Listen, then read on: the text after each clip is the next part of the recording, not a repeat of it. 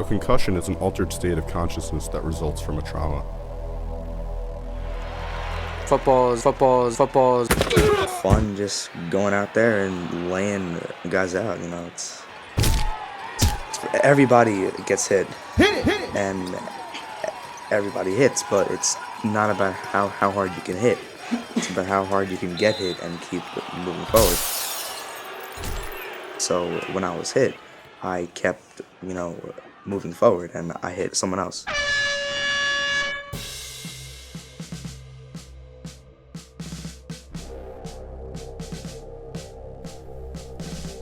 An altered state of consciousness is represented by any loss of consciousness, any loss of memory for events immediately before or after the accident, any change in mental status such as disorientation or confusion, or any focal neurological deficits. Yeah, I played football for about a year, and then I stopped because my mom said she heard a story about a kid being hit so hard that he was paralyzed from the neck down.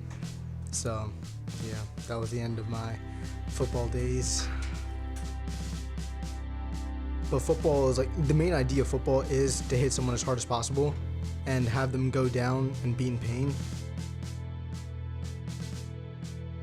I used to play center, which is the biggest position, and I used to get hit a lot because I was a lot bigger and stronger than the other kids. So I remember one time I was really having a really good day scoring, and these two kids just ended up pulling me back, and I ended up hitting the ground so hard that I had a massive headache. I don't know if it was a concussion or not, but my dad just told me from the sideline, just walk it off.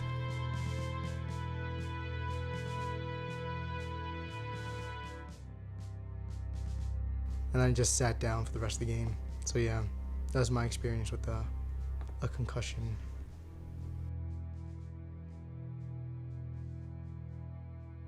It is important to note that there does not have to be a loss of consciousness for the diagnosis of a concussion. As well, the neurological signs of a concussion rarely show on X-rays or a CT scan. The diagnosis of a concussion is primarily based on the signs and symptoms of the person who experiences the trauma.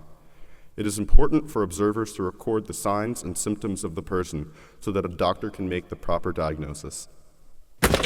football.